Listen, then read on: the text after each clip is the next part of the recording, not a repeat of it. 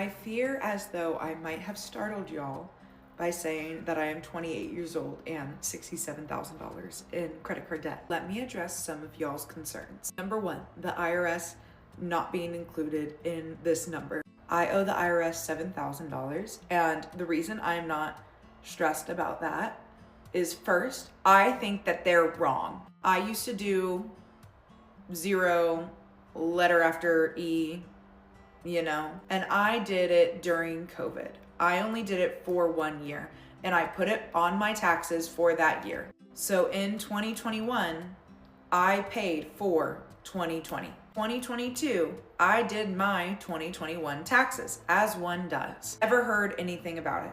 Come last year, 2024, around August, they say, you owe us $7,000 from 2021. But it was already money that I had tracked in 2020. And I tried to fight it. And I was like, no, you guys are wrong. This is money that I got in these months in 2020. And they basically said, nope, you got to pay this. Even though I tried to fight it. I called, I emailed, I literally hand wrote a letter, and they said, nope, you're wrong. So me and the IRS have beef, which is why I'm not stressed about paying their silly little $7,000. A lot of people were like, oh, Seraphine, you have to pay that or else they're garnish your wages. Yes, I know that.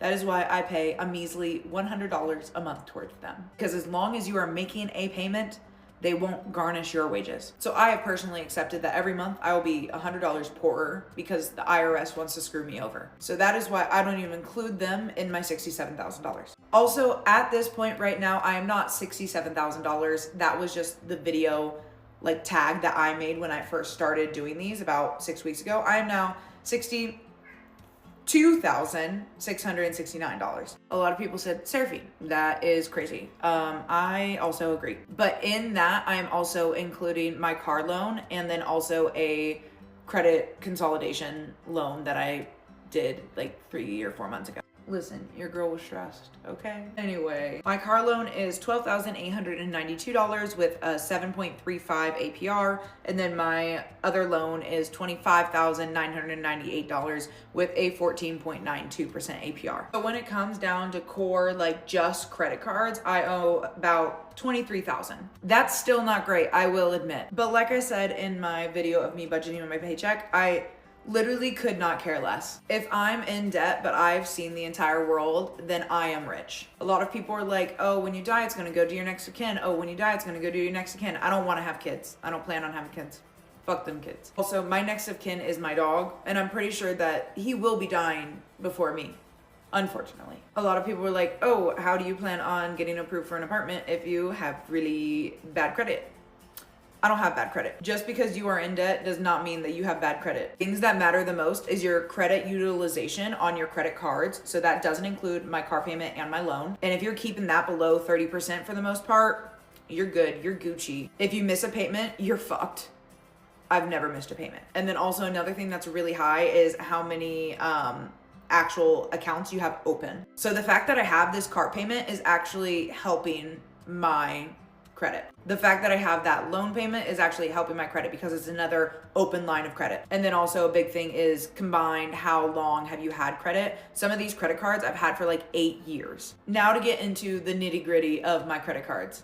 I have 17 credit cards total. Out of those 17 credit cards, only 6 of them carry a balance. One of them has a small balance. It is my Best Buy card, but I have 0 APR until June of 2025. So I'm just making small payments on that so I can kind of bust out a couple of them that I have high APRs on. There's 2 different ways that people do getting rid of credit card debt, is by doing the highest APR first or by doing the lowest payment first. I'm doing kind of a mix of both of them because I'm trying to think a little bit smarter. So I owe $350 on my Best Buy credit card, but I have 0 APR until June of 2025. I'm just gonna pay the $50 every month until June of 2025 and then pay it off then and not have to deal with the APR for that one. My next lowest one is my Apple card, which has $2,578 on it.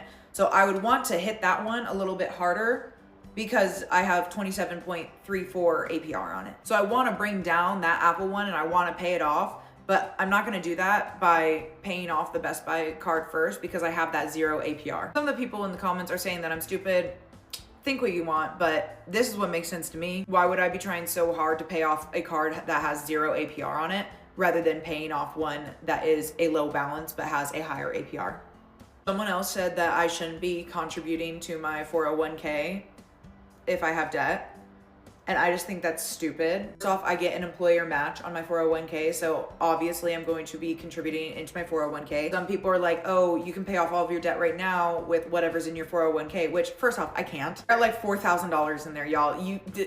Then they're saying like, use that money, pay off your credit cards, and then you can make a 401k later down the road. I like my 401k with my employer right now because they take care of everything. They do all of the investing. I have a plan set up with them where as soon as money hits into that account, it's all automatically invested into different things. I don't have to do anything with it. And if I were to get my own plan, then I have to like figure things out, and that's too much work for me. I'm literally just a girl. Someone else said it's absolutely wild that I only want to have $600 in my checking account as like a little buffer. That's just my checking account, y'all. I have another account. I have a high yield savings account. And yes, I have thousands of dollars in that one, but not like a crazy amount of thousands of dollars. But I will not diminish that. That is such a security net that makes me feel safe having it. Plus, keeping that money in my high yield savings account is literally just making me free money. This year I made like $250 off of it, which isn't a ton, but still. It's also $250 that I will be accumulating more money on. So yeah, those are a couple of things that I was able to answer questions on. I don't know if y'all have more questions or just like think that I'm stupid. I don't know. But I'm truly just like not stressed about having debt. Like if I'm able to pay my bills and I've traveled the world and lived my life, I'm good. I don't care. I'm just saying.